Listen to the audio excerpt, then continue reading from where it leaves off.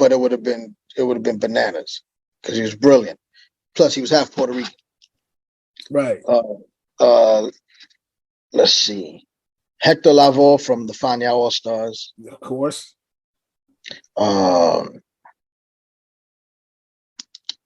Probably Aretha Franklin in her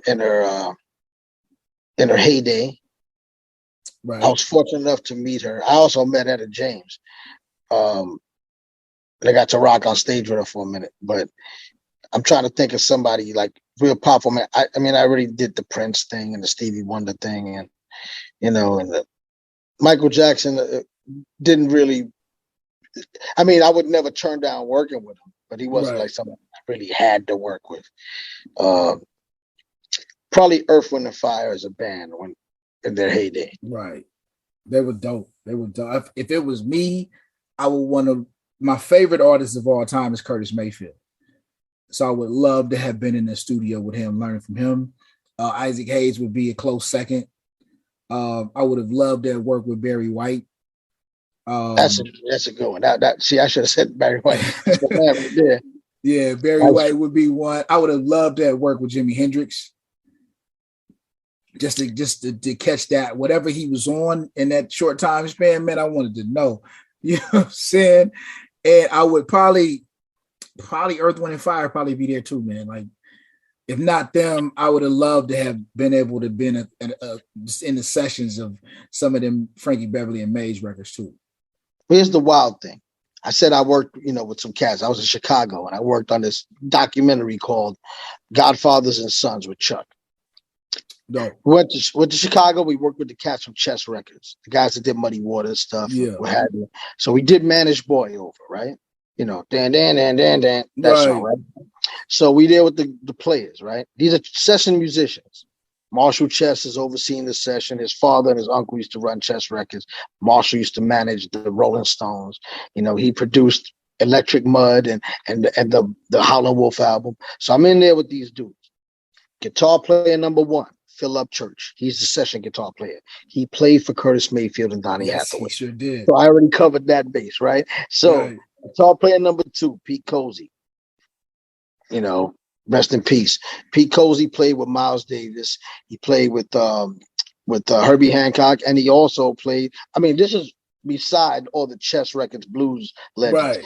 He also was one of the pharaohs that went on to become Earth, Wind and Fire. Bass player Louis Satterfield. Louis Satterfield taught Verdine White how to play the bass. Yes. Louis Satterfield also played trombone in the Phoenix Horns for Earth, Wind and Fire. Man. All right. Yeah, exactly. Next, drummer, Morris Jennings. Morris Jennings was the drummer for the Ramsey Lewis trio. Man. Morris Jennings also played the drums on Syl Johnson's Different Strokes, the sample that Kool G Rap used for Talks Like Sex. That was Morris playing the drums on that. All right. So I already named a band where almost every dude in there is connected somehow to the dudes that you want to do stuff with. Oh, forgot Gene Barge, saxophone player. The only 2 people alive right now are Gene Barge, who's 94, and Phil Upchurch, the guitar player. By the way, Phil Upchurch also played with George Benson. He did. He played on blues and stuff. Yeah. So and he played on Thriller. Gene Barge was a saxophone player, and he was the music director for Etta James, Minnie Riperton, and he also produced "Here Come the Judge" by Pigmeat Markham. Which a lot of people did. Right. So these are the cats that I was messing with. So when you get to know music, I'm not talking about I like music. When you get to know it and you know who does what, and you say, wow, I know that style, that guitar style is this guy, right? You get to know who the fathers of these people, that you always respected was. Right. Like Jimi Hendrix Catfish Blues is nothing but 2 Trains by Muddy Waters. For sure. So if you know that, then it's like, okay, well, who played on 2 Trains? And that's where he got his vibe from, right? Right. And this is why liner notes are important, which are gone because you're looking at MP3s that you download and they don't have any. Right. I mean, that's why, like, on a smaller level, why everything that you've done for me always put featuring, you know what I'm saying? Because you were an integral part of that record being created. You know what I'm saying? Like, your scratches and what you add to it is part of the composition. You know what I'm saying? So I put that on there because when you do download the MP3, it'll say featured DJ Johnny Juice on it. You know what I'm saying? And not just somebody, because I know people ain't gonna look for the liner notes like we used to. I still look at liner notes. Now, we want to know where they got that studio sound from, who the engineer was. You know what I'm saying? Like I want to know. So like all the names you name, I know. You know what I'm saying? Because I've looked at liner notes over the years. You know what I'm saying? I'm like, damn, okay, he played this or that. You know what I'm saying? There's a connection to it.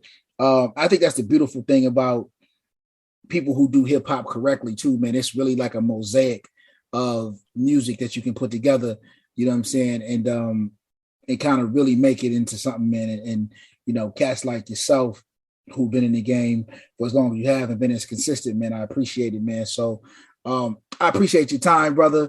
I can really talk to you all day, man. You tap into my music nerd, man. So but I appreciate everything you done for me, man, everything you doing. Anything you need from me, man, I'm one call away, man. Just let me know. And keep doing what you do, bro, and I'll get back with you. Likewise, man. Thank you for having me. And you know, you got my number. For sure, man. I'll get with you. All right, bro. You are listening to the BU Podcast with Michael Arrington.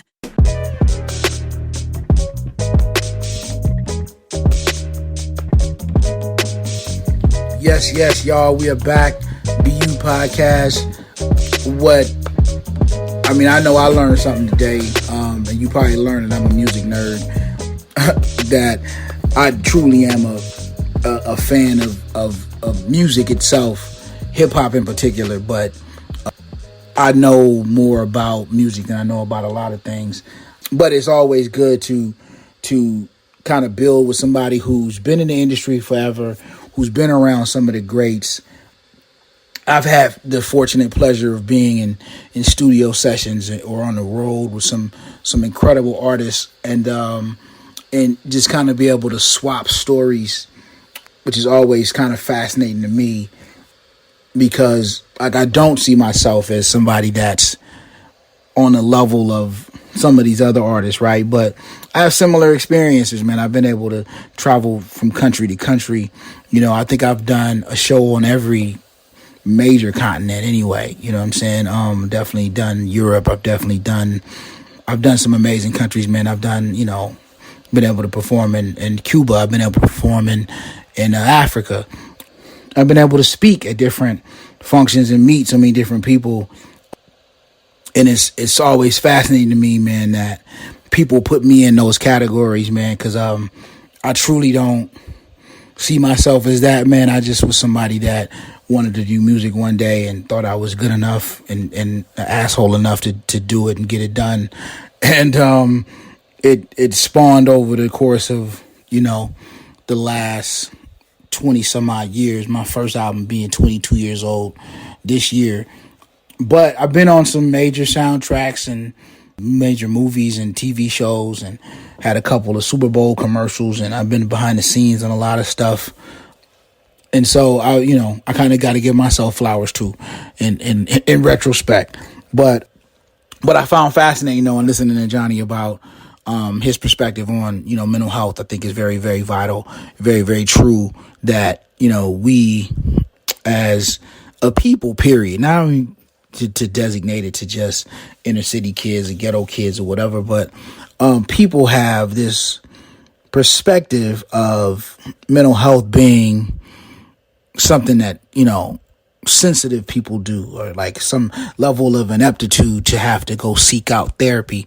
And I beg to differ, of course, and I'm not being biased because I'm a therapist, but in part of some of the healing that I had was through a therapist, man. And I think it's important, if not a therapist, you have somebody that you're able to vent to, but more importantly, though, somebody that's classically or trained into giving you skills that help you cope, or being able to give certain advices or certain advice or certain instances where they can kind of speak to how to get into the root of some of the problems, and you helping you find it within yourself to kind of help fix yourself, right? Like, you know, therapists aren't magicians, but they do help in you kind of figuring out what's wrong with you and then helping you find the tools within yourself to fix yourself, right? And so, like I tell my clients, man, I can't fix you, but hopefully I can give you the wrench or the screwdriver or the hammer to fix yourself. But all I can do is kind of lay it out there for you and kind of let you see it from a different perspective, and then see how you use that to better yourself in trying to remedy some of the symptoms that occur from, the stress and the angst of just, being a person on this planet.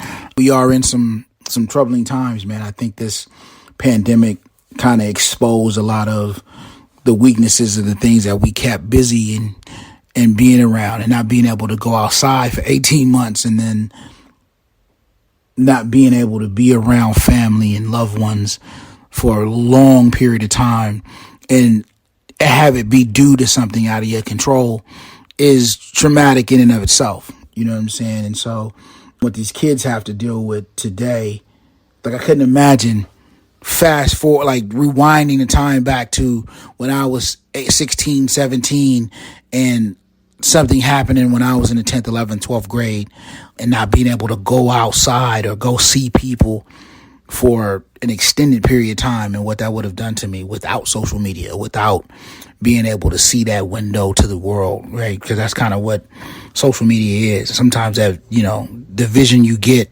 from that perspective isn't always good, but we have to be mindful of others and be mindful of ourselves and be true to ourselves, and, seek out help. I would rather you tell me what's going on with you to help you than figure out later that you felt like you didn't have anybody to talk to when you did something harmful to yourself.